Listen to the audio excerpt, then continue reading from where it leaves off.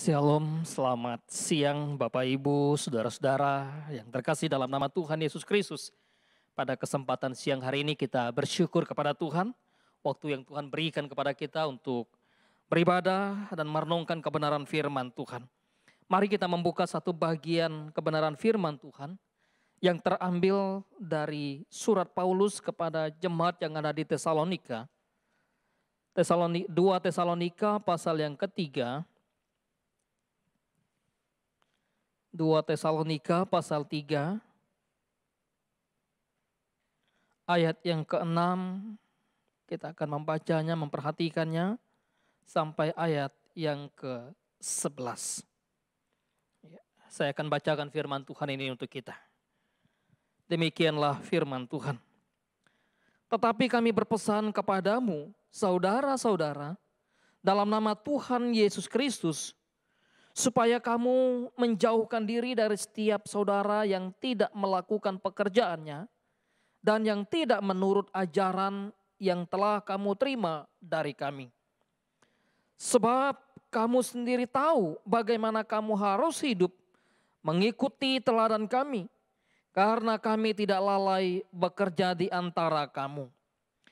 Dan tidak makan roti orang dengan percuma, tetapi kami berusaha dengan jerih payah siang malam supaya jangan menjadi beban bagi siapapun di antara kamu. Bukan karena kami tidak berhak untuk itu, melainkan karena kami mau menjadikan diri kami teladan bagi kamu supaya kamu ikuti. Sebab juga waktu kami berada di antara kamu, kami memberi peringatan ini kepada kamu, jika seorang tidak mau bekerja, janganlah ia makan. Kami katakan ini karena kami dengar bahwa ada orang yang tidak tertib hidupnya dan tidak bekerja, melainkan sibuk dengan hal-hal yang tidak berguna. Demikian pembacaan kebenaran firman Tuhan bagi kita pada siang hari ini. Bapak Ibu saudara-saudara yang terkasih di dalam nama Tuhan kita Yesus Kristus. Hari-hari ini atau akhir-akhir ini kalau kita melihat melalui media, baik menonton melalui televisi atau membaca melalui tulisan-tulisan online. Ya sekarang lagi sangat viral bagaimana kondisi atau keadaan rancangan undang-undang atau undang-undang tentang ketenaga kerjaan yang baru ini. Ya. Oleh sebab itu tentu ini menjadi sesuatu yang sangat penting, yang sangat diperhatikan juga. Bukan saja oleh pemerintah tapi juga oleh setiap masyarakat Indonesia. Bicara tentang pekerjaan, hidup dan bekerja memang menjadi sesuatu isu yang tidak pernah habis, yang tidak pernah usang untuk dibicarakan. Tetapi tentu kita tidak membahas tentang undang-undang cipta kerja tersebut, karena memang itu bukan yang kita bahas, tapi kita akan memperhatikan bagaimana ketika Alkitab berbicara tentang hidup dan bekerja. Hidup untuk bekerja atau bekerja untuk hidup. Ini menjadi satu pertanyaan yang harus kita jawab pada siang hari ini secara khusus sebagai orang yang percaya. Bapak Ibu Saudara yang dikasihi oleh Tuhan, ketika kita bicara tentang sesuatu kehidupan atau bicara apa itu hidup, maka kita mesti memiliki satu definisi yang tepat, definisi yang benar tentang suatu hidup itu. Orang pikir bahwa saya adalah hidup ketika saya bisa bernafas, ketika saya bisa bergerak, ketika saya bisa melakukan pekerjaan, maka itu sesuatu yang hidup. Apakah hanya sebatas sampai di situ hidup? Kalau kita bicara tentang kehidupan, secara khusus dalam konteks kita sebagai orang percaya, hanya sebatas kita hidup di dalam dunia, kita disebut sebagai sesuatu yang hidup atau sebagai orang yang hidup, maka kita tidak lebih daripada sebetulnya binatang. Binatang pun hidup dan hanya sementara. Mereka menikmati makanan, mereka menikmati peristirahatan, mereka menikmati kemudian tidur dan bahkan menikmati perkawinan. Tetapi manusia jauh melampaui kehidupan yang dihidupi oleh binatang. Manusia tidak hanya sekedar bahwa hidup melakukan rutinitas hari-hari bekerja, tidak. Manusia hidup tentu bukan hanya berorientasi pada kehidupan yang sementara, tapi berorientasi juga pada satu kehidupan yang kekal. Secara khusus dalam konteks kehidupan kita sebagai orang yang percaya. Karena itu bagaimana? Ketika kita hidup maka kita tidak hanya sekedar hidup bagi diri. Ketika kita hidup maka kita tidak sekedar hanya bicara tentang hidup dalam ruang waktu, dalam hari-hari yang kita jalani. Tidak. Kita hidup bicara tentang bagaimana kehidupan kita yang sudah dibaharui, ditebus oleh Kristus. Yang sudah dilahir barukan oleh Allah. Dan hidup untuk memuliakan Dia. Dan di dalamnya tentu kita hidup dan bekerja. Ibu bapak saudara-saudara yang terkasih dalam nama Tuhan kita Yesus Kristus. Oleh sebab itu, maka ketika orang memahami tentang apa itu hidup, bagaimana dia hidup, mengapa dia hidup, itu sangat mempengaruhi bagaimana dia menjalani kehidupan. Kalau dia bekerja, bagaimana dia bekerja. Kalau dia berkeluarga, bagaimana dia berkeluarga. Kalau dia sekolah, bagaimana dia sekolah. Karena dia tahu apa hidupnya, kenapa dia hidup dan bagaimana hidupnya. Oleh sebab itu ibu bapak saudara yang dikasihi Tuhan. Maka bicara tentang hidup dan bekerja sebetulnya merupakan anugerah Allah. Dua-dua adalah anugerah Allah yang harus dijalani, yang harus dilakoni, yang harus dilaksanakan secara bertanggung jawab di hadapan Tuhan. Wah, saya hidup bertanggung jawab di hadapan Tuhan, tapi saya tidak bekerja bertanggung jawab. Itu bukan sesuatu yang hidup sebagai orang yang percaya. Wah, saya hidup ditebus oleh Kristus, saya hidup sebagai orang Kristen, tapi saya bekerja abal-abal. Tapi saya sekolah abal-abal, tapi saya berkeluarga abal-abal. Itu saya pikir bahwa kehidupan kita sebagai orang percaya mesti dipikir ulang atau direnungkan kembali. Karena itu bicara hidup dan bekerja dalam konteks kekristenan adalah anugerah Allah yang harus dijalani dengan penuh tanggung jawab, dengan penuh responsibilitas kepada Allah. Dan bukan hanya kepada Allah tentunya, tetapi juga kepada manusia, kepada sesama. Karena kita bekerja bukan hanya kemudian kita mengarahkan pekerjaan kita kepada Tuhan, tapi kita tidak bertanggung jawab kepada sesama. Itu juga saya pikir bahwa bentuk kehidupan keberimanan yang tidak bertanggung jawab. Kalau kita hanya bekerja, hidup lalu mengarahkan hidup hanya sebatas, wah saya hidup cukup dengan iman kepada Kristus, tapi kepada lingkungan, kepada sesama, kepada orang di sekitar, kita tidak menunjukkan tanggung jawab iman itu, maka iman itu adalah iman yang mati. Iman yang tanpa perbuatan, hidup yang tanpa perbuatan sebetulnya bukan hidup yang beriman dan bukan iman yang hidup. Iman tanpa perbuatan adalah iman yang mati. Ibu bapak saudara-saudara yang terkasih, mari kita memperhatikan apa yang sebetulnya yang Paulus tulis menjadi sesuatu yang sangat menarik ketika bicara tentang bekerja. Tentu Paulus sangat memahami tentang apa hidup ya. Saya tidak lagi membahas tentang kehidupan karena bagaimanapun Paulus pernah menjadi seorang yang menganiaya murid Kristus. Pernah menjadi seorang yang betul-betul mau membinasakan orang-orang yang mengikut Kristus. Sampai pada akhirnya dia mengalami satu pertobatan, perjumpaan secara pribadi dengan Tuhan. Disitulah titik kehidupan yang sebetulnya Paulus jalani. Dan disitulah arah kehidupan yang dia jalani sampai pada Tuhan memanggil dia. Oleh sebab itu ketika kita kembali kepada tema kita tentang bekerja. Banyak orang pikir bahwa ya saya bekerja ketika saya bekerja dalam satu kantor. Saya bekerja ketika saya bekerja dalam satu perusahaan. Saya bekerja ketika saya menjadi pegawai negeri sipil dan sebagainya. Bicara bekerja maka bicara satu tanggung jawab, satu mandat yang Tuhan berikan kepada orang percaya. Kalau kita memperhatikan ke dalam perjanjian lama ketika Tuhan menciptakan Adam dan Hawa. Tuhan menciptakan Adam dan Tuhan memberikan kepada Adam dan Hawa manusia pertama untuk menata kelola, mengusahakan taman di mana mereka berada. Tentu dalam konteks zaman itu ya belum ada kantor mereka, belum ada perusahaan apa, tetapi itulah.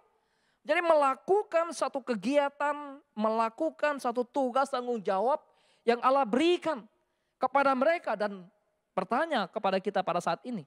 Tugas dan tanggung jawab apa yang Tuhan berikan kepada saya dan saudara?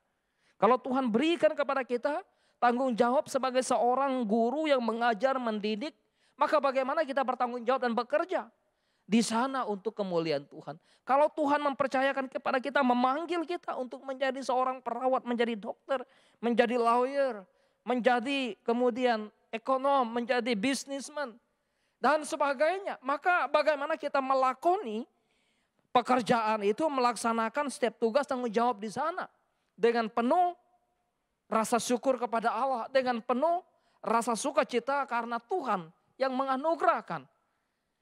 Saya pikir ketika orang bekerja, maka seringkali orang bangga ketika dia bisa bekerja dengan satu posisi yang hebat, posisi yang luar biasa. Dan bahkan dalam konteks keluarga, kalau misalnya satu keluarga punya 2 anak atau punya 3 anak pekerjaan yang berbeda bisa mempengaruhi perspektif dan cara pandang orang tua, bisa mempengaruhi orang tua memperlakukan, melihat anaknya. Ya, kalau barangkali kalau orang yang punya 3 anak, ada anak yang memang satu lulusan sampai doktor S3, satu kemudian hanya S1, barangkali satu bekerja hanya sebagai yang enggak tamat SD, hanya bekerja sebagai orang-orang biasa.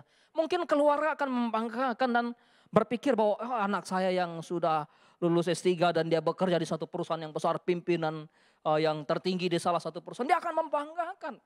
Dan itu sangat mempengaruhi pola pikir manusia, sangat mempengaruhi kehidupan manusia. Saya pikir bahwa mari kita melihat kembali kepada Alkitab. Alkitab tidak pernah mengecam pekerjaan yang dikerjakan oleh manusia tentang apapun dan bagaimanapun, kecuali hanya satu yang dikecam oleh Alkitab tentang pekerjaan. Jangan bekerja melakukan dosa. Selagi pekerjaan barangkali jadi penyamak kulit, jadi tukang kayu. Memang orang-orang Yahudi melihat itu satu pekerjaan yang hina, yang barangkali ya pekerjaan rendah. Tetapi Allah tidak pernah melihat pekerjaan yang demikian sebagai satu pekerjaan yang rendah, sebagai satu pekerjaan yang hina.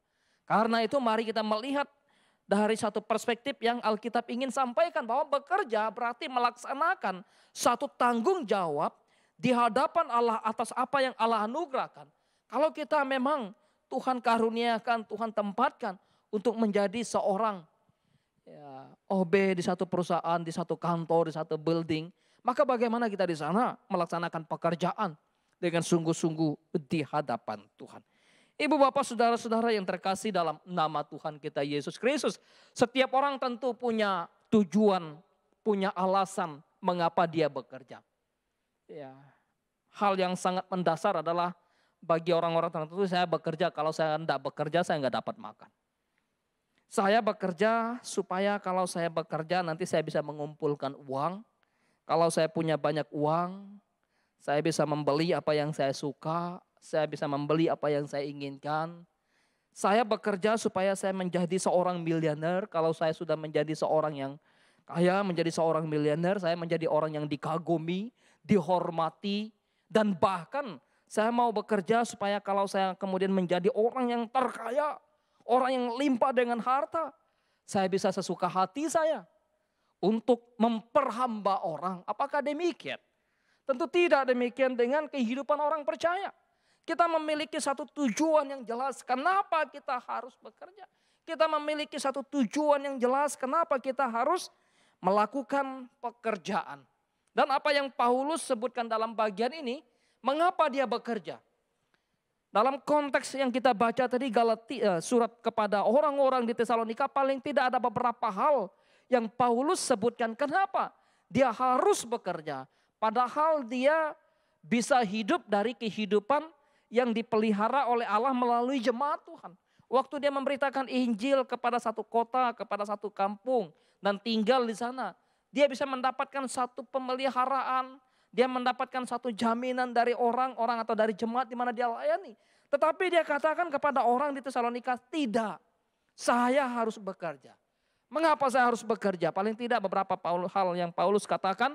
Pertama, bahwa dia melihat bekerja adalah melakukan kehendak Allah. Bekerja bukan hanya sekedar aku melakukan kehendakku. Bekerja bukan hanya sekedar aku melakukan kehendak pimpinanku. Bekerja bukan hanya sekedar aku melakukan apa yang diperintahkan oleh Tuanku, oleh majikanku, tidak. Tapi bekerja adalah melakukan kehendak Allah. Karena Paulus sadar bahwa tuannya adalah Allah, majikannya adalah Allah, pimpinannya adalah Allah. Ya, apalagi dalam konteks kehidupan sebagai seorang rasul, dia tentu menyadari betul. Dia melakukan kehendak Allah. Dan kalau kita memperhatikan apa yang Alkitab katakan tentang Yesus yang terus beberapa kali mengutip atau membicarakan tentang bekerja. Misalnya di dalam Yohanes pasal yang ke-9 ketika orang-orang bertanya kepada Yesus tentang orang yang buta. Maka Yesus katakan, biarlah melalui ini pekerjaan Allah dinyatakan. Dan aku datang ke dalam dunia untuk mengerjakan apa yang Allah inginkan, apa yang Allah percayakan, apa yang Bapa kehendaki untuk kulakukan. Jadi bicara bekerja maka bicara melakukan kehendak Allah. Paulus kemudian bicara tentang hal yang kedua. Kenapa dia bekerja? Jelas dalam bacaan kita tadi, Paulus menyebutkan di sana dia bekerja sebagai satu bentuk pemberian keteladanan hidup. Aku bekerja supaya aku bisa memberikan satu keteladanan yang nyata, keteladanan yang hidup bagi kamu, bagi jemaat di Tesalonika. Dan saya pikir bahwa apa yang dilakukan oleh orang tua direkam oleh anak. Apa yang dilakukan oleh pimpinan direkam, diteladani. Ya, kalau dalam konteks kita bekerja di kantor, wah bosnya rajin. Barangkali anak buahnya atau karyawannya melihat, bos saya rajin ya. Maka saya pun akan menjadi orang yang rajin. Barangkali begitu. Ya, walaupun ada pimpinan yang rajin, ada aja anak karyawan misalnya. Ada aja bawahan yang malas misalnya. Tetapi menarik bahwa apa yang Paulus katakan, dia bekerja supaya dia menjadi teladan, memberikan satu keteladanan, bukan hanya dalam hal pengajaran, bukan hanya dalam hal keberimanan, bukan hanya dalam hal ketaatan beribadah, bukan hanya dalam ketaatan memberitakan Injil, tetapi dalam hal melakukan pekerjaan, Paulus pun berusaha untuk memberikan keteladanan hidupnya. Ibu bapak saudara-saudara yang terkasih dalam nama Tuhan Yesus Kristus, bagaimana dengan kehidupan kita? Ya, ketika kita bekerja, ketika kita sekolah, kuliah, ketika kita dalam berbagai aktivitas yang Tuhan anugerahkan. Adakah kita melakukan supaya kita dipuji, disanjung, dimuliakan? Tetapi Paulus ingin katakan supaya aku bisa memberikan satu keteladanan kehidupan bagi kamu. Orang percaya memang perlu menjadi teladan. Dan Paulus juga mengingatkan kepada Timotius.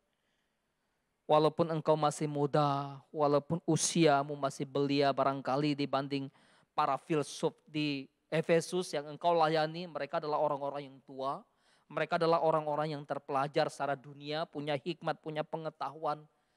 Ya, filsuf yang luar biasa barangkali, tetapi engkau sebagai seorang muda, janganlah engkau merasa rendah. Tetapi engkau harus menjadi teladan. Dan Paulus bicara tentang keteladanan dalam bagian ini dengan cara bekerja. Aku melakukan pekerjaan supaya aku bisa menjadi teladan bagi kamu. Nah, itulah yang kemudian yang Paulus ingin sampaikan di dalam bagian ini yang kedua. Dia mau bagaimana hidupnya menjadi teladan bagi orang-orang lain. Kemudian keteladanan tentu tidak hanya berhenti sampai di situ, atau Paulus tidak hanya berhenti sampai pada keteladanan yang menjadi alasan, yang menjadi poin untuk dia mengapa dia bekerja.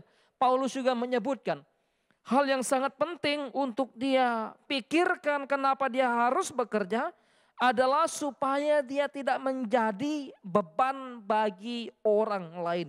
Bagi siapapun di dalam ayat yang ke-8. Supaya jangan menjadi beban bagi siapapun di antara kamu. Ya. Dan aku tidak makan roti orang dengan percuma, tetapi berusaha dengan jerih payah, dengan berjerih payah, dengan siang malam, menggambarkan satu jerih payah yang Paulus lakukan atau pekerjaan yang Paulus jalani. Dia tidak hanya bekerja, ya udah saya bekerja ya supaya saya jadi teladan, cukup sampai di situ, tidak. Tapi dia ingin mengatakan supaya aku tidak menjadi beban bagi siapapun. Supaya aku tidak menjadi ya, tanggungan bagi siapapun. Ya, kalau kita barangkali kalau kita dalam konteks bekerja, dalam konteks makan, kalau bisa dibebankan kepada orang, bebankan kepada orang kali ya. Enak kan gratis dibebankan. Tetapi Paulus tidak. Dia mengajarkan satu prinsip tanggung jawab hidupnya. Walaupun dia bisa enggak, punya hak enggak? Punya. Karena itu dia katakan, ya bukan karena kami tidak berhak loh untuk itu. Untuk menikmati segala pemeliharaan Tuhan melalui kamu, melalui jemaat, melalui orang di sekitar. Tetapi tidak. Walaupun aku punya hak, walaupun kami punya hak, walaupun kami bisa menikmati itu. Tetapi kami atau aku tidak mau menjadi beban bagi siapapun. Saya pikir bahwa memang kalau kita tidak bekerja, wah menjadi beban juga bagi orang di sekitar kita. Dalam konteks sekarang kan dalam konteks yang sulit tentu ini bukan karena masalah kemalasan. Tapi masalah situasi pandemik yang melanda dunia dan secara khusus Indonesia. Banyak tenaga kerja, karyawan-karyawan yang barangkali di PHK, kemudian tidak lagi punya pekerjaan, penghasilannya berkurang. Tetapi bagaimana bagian itu kalau ditelusuri lebih dalam dan kenapa pemerintah mengambil satu tanggung jawab dan memberikan kontribusi. Karena bagaimanapun pemerintah memiliki satu tanggung jawab, memiliki satu beban itu. Atau dengan kata lain, dengan tidak bekerjanya satu orang saja, itu sudah menjadi beban bagi orang lain. Apalagi 2, 3, 4, ratusan dan bahkan ribuan. Oleh sebab itu, ya Paulus sangat-sangat menyadari bahwa kalau aku bisa melakukan sesuatu, bekerja, dan dari situ aku mendapatkan makanan, aku bisa menikmati makanan, kehidupan, pemeliharaan untuk kebutuhan hari-hariku, maka Paulus katakan aku tidak menjadi beban bagi siapapun. Ya, menarik memang bagian ini. Ya, supaya tidak menjadi beban bagi orang lain. Wah, saya nggak menjadi beban bagi siapa-siapa, saya bekerja, betul, bagus sekali. Tapi jangan berhenti sampai di situ. Ya, Paulus sebetulnya bukan hanya berhenti tidak menjadi beban, tapi dia juga menjadi orang yang menjadi alat berkat bagi orang lain. Ibu bapak saudara-saudara yang terkasih dalam nama Tuhan Yesus Kristus. Kemudian alasan berikut apa yang menjadi dorongan bagi Paulus kenapa dia mesti harus bekerja. Karena ya dia melihat bahwa bekerja adalah hidup yang bertanggung jawab. Hidup yang beriman, dia tahu tentang satu pengajaran yang Alkitab tegaskan bahwa ada mandat yang Tuhan berikan kepada manusia, kepada Adam dan Hawa. Bahwa bekerja itu bukan karena konsekuensi dari dosa, bukan. Bekerja itu adalah mandat Allah, perintah Allah yang Allah berikan kepada manusia sebelum manusia jatuh ke dalam dosa. Karena itu dia melihat bekerja sebagai satu tanggung jawab hidup di hadapan Allah. Bekerja sebagai satu gambaran kehidupan yang tertib. Dan Paulus mendapatkan bagaimana kehidupan orang di Tesalonika, ada yang hidupnya tidak tertib. Ada orang yang hidupnya melakukan hal-hal yang tidak berguna. Sehingga dengan demikian lalu menjadi tanggung jawab bagi barangkali beban bagi keluarganya. Ada keluarganya yang mengeluh, waduh ada anggota saya, keluarga saya yang hidupnya tidak mau bekerja, yang hidupnya hanya mau melakukan hal-hal yang tidak berfaedah, yang tidak berguna. Lalu menjadi beban bagi orang lain. Maka Paulus mau tegaskan dalam bagian ini. Ya, mau menasehatkan kepada mereka melalui dirinya supaya apa? Bahwa dengan bekerja maka kita menjadi orang yang bertanggung jawab, paling tidak bertanggung jawab atas diri. Ya, paling tidak bertanggung jawab atas diri. Karena itu ya, dari kecil bersyukurlah kalau kita sudah menjadi anak-anak yang memang dari kecil dilatih orang tua untuk bekerja. Ya, bekerja, bertanggung jawab, dilatih. Berbahaya dan celaka sekali. Ya, kalau kemudian punya anak atau kita keluarga lalu tidak pernah melatih anak untuk mendidik anak dalam bekerja supaya mereka menjadi orang yang terlatih dan bertanggung jawab atas hidup mereka. Ya. Walaupun barangkali, wah Pak nggak usah lah. Saya kan nanti punya pembantu impian misalnya ya. Walaupun belum tentu terrealisasi. Ataupun memang ya saya pasti punya pembantu. Karena saya anak orang kaya misalnya. Karena saya punya harta yang melimpah. Orang tua saya punya perusahaan. Saya nggak perlu dilatih bekerja. Salah. Ya. Justru harus dilatih untuk bekerja, hidup bertanggung jawab. Supaya hidup menjadi tertib. Itulah kenapa mesti bekerja. Ya. Saya pikir bahwa menjadi poin penting bagian ini, bagaimana kehidupan orang yang bekerja pasti kehidupannya akan menjadi orang yang tertib. Kecenderungan orang-orang yang bekerja dia tertib apa? Barangkali dia tertib mengatur bagaimana mengatur keuangan. Karena dia tahu dan bagaimana dia menghasilkan, bagaimana dia bekerja berjerih payah, berjerih lelah. Waduh, saya sudah bekerja, wah saya mempergunakan dengan baik, dengan benar, dengan bertanggung jawab. Wah saya tidak menikmati atau saya tidak mendapatkan dengan keringat, dengan jerih payah, maka ya saya habiskan dengan berfoya-foya dengan sesuka hati saya. Ini juga bisa mempengaruhi. Oleh sebab itu bagaimana orang yang betul-betul memiliki daya juang dalam bekerja, bekerja keras, dia akan tahu menghargai bagaimana berkat Tuhan yang dinyatakan, yang diberikan di dalam kehidupannya. Ibu bapak saudara-saudara yang terkasih dalam nama Tuhan Yesus Kristus. Karena itu ya, kalau kita merujuk kepada tema kita, hidup untuk bekerja atau bekerja untuk hidup. Tadi saya katakan merupakan satu anugerah yang Tuhan berikan dua-duanya. Ketika sebagian orang berpikir bahwa ya pekerjaanku adalah penjamin hidupku. Aku bekerja supaya hidupku terjamin. Waktu aku bekerja baik, uangku banyak, maka kebutuhanku terjamin. Apakah hanya itu? Apakah itu cukup berhenti sampai di situ? Belum tentu juga. Ya.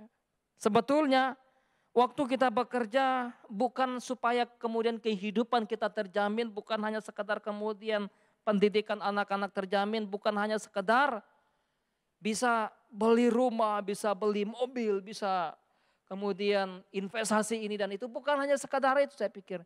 Bahwa apa yang sebetulnya disampaikan oleh Yesus kepada orang-orang Yahudi yang mengikuti dia, kalau kita membaca Injil Yohanes pasal yang ke-6, waktu orang banyak berbondong-bondong mengikuti Yesus, lalu Yesus berkata kepada mereka, engkau mengikuti aku karena engkau sudah melihat mujizat yang kulakukan, engkau sudah makan dan engkau sudah menjadi kenyang, maka engkau mengikut aku. Sekarang aku katakan kepadamu, bekerjalah, bukan hanya untuk makanan yang dapat membinasakan itu. Tetapi bekerjalah untuk makanan yang tidak dapat binasa. Lalu orang-orang Yahudi bertanya kepada Yesus, apa yang harus kami lakukan untuk melakukan pekerjaan-pekerjaan yang dikehendaki Allah? Yesus katakan kepada mereka, percayalah kepada Dia yang diutus oleh Allah. Apa tandanya kami percaya kepadamu? Adakah engkau lebih besar daripada Musa yang telah memelihara nenek moyang kami waktu mereka melintasi padang gurun dan di sana mereka makan mana? Lalu Yesus katakan, kamu pikir Musa yang memelihara hidupmu? Kamu pikir Musa yang memberikan mana kepada nenek moyangmu? Tahukah engkau yang memberikan mana kepada nenek moyangmu di padang gurun itu adalah Bapa. Dan Dia yang diutus oleh Bapa, dialah roti hidup itu. Kalau membaca kisah Injil Yohanes tersebut sampai pasal yang ke-7, wah itu membuat orang Yahudi kemudian bertengkar satu dengan yang lain dan bahkan tidak sedikit orang meninggalkan Yesus. Orang bertengkar lalu meninggalkan Yesus sampai Yesus katakan kepada para muridnya, tidakkah engkau mau pergi juga? Ibu bapak saudara yang dikasihi oleh Tuhan, maka sebetulnya siapa yang menjamin hidup kita bukan hanya sekedar pekerjaan kita, bukan. Tetapi di dalamnya ada Allah yang memelihara, yang menjamin, yang menopang kehidupan saya dan saudara sebagai orang yang percaya. Tidakkah kita memperhatikan kalau kita baca perjanjian lama, bagaimana Tuhan mengirim seorang nabi memelihara kehidupan janda di Sarfat. Tidakkah kita memperhatikan bagaimana Tuhan memelihara kehidupan seorang janda miskin. Dan tidakkah kita juga bisa menemukan bagaimana kisah seorang kaya yang berkata, wah hartaku melimpah, hatiku sangat sukacita karena semua yang ada padaku dan aku bisa tidur, aku bisa berdiam diri dengan nyaman, dengan tenang tanpa melakukan apa-apa. Dan tahukah kalau kita membaca bagian tersebut, lalu ketika Tuhan memanggil orang tersebut, binasalah dia. Karena itu ya saya ingin mengatakan kepada kita, Tuhanlah yang memelihara kehidupanmu. Tentu tidak ada yang salah ketika kita merindukan suatu pekerjaan yang baik. Dengan demikian maka kita belajar baik. Belajar baik, sekolah baik, kerja jujur, bertanggung jawab. Dan suatu saat kalau Tuhan angkat, kalau Tuhan tempatkan, itu bagian dari cara pemeliharaan Allah. Tetapi bukan itu orientasi kita, bukan itu tujuan kita. Bukan di situ letak pemeliharaan hidup kita, bukan di situ letak jaminan hidup kita. Jaminan hidup kita ada pada tangan Tuhan yang memelihara. Burung di udara Tuhan pelihara. Bunga bakung yang di padang Tuhan dandani. Tidakkah dia memperhatikan kehidupanmu yang jauh melampaui burung di udara. Dan mendandani engkau lebih indah daripada bunga bakung yang di padang itu.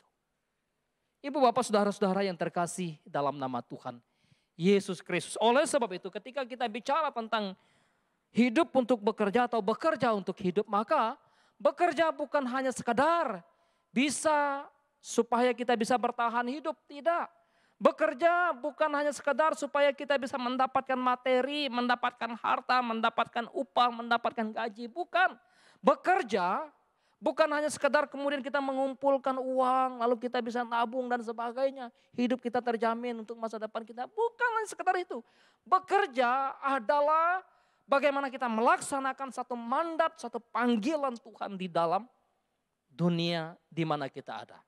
Karena itu waktu Tuhan panggil engkau menjadi pekerja sebagai seorang pelayan Tuhan, ya silakan melayani Tuhan dengan sungguh. Waktu engkau dipanggil oleh Tuhan bekerja sebagai seorang insinyur, mari bekerja sebagai seorang insinyur yang baik. Waktu Tuhan engkau memanggil engkau bekerja sebagai seorang petani, mari bekerja. Ya, sebagai seorang petani yang bertanggung jawab juga di hadapan Tuhan. Dan setiap lini kehidupan kita sebagai orang percaya, di sana kita dipanggil Tuhan untuk apa? Untuk menyatakan apa yang menjadi kehendak Allah bagi dunia ini. Biarlah Tuhan menolong memimpin hidup kita. Ingat, hidup kita Tuhan yang punya. Hidup kita Tuhan yang menganugerahkan. Dan kalaupun kita harus bekerja, itu pun adalah anugerah Allah.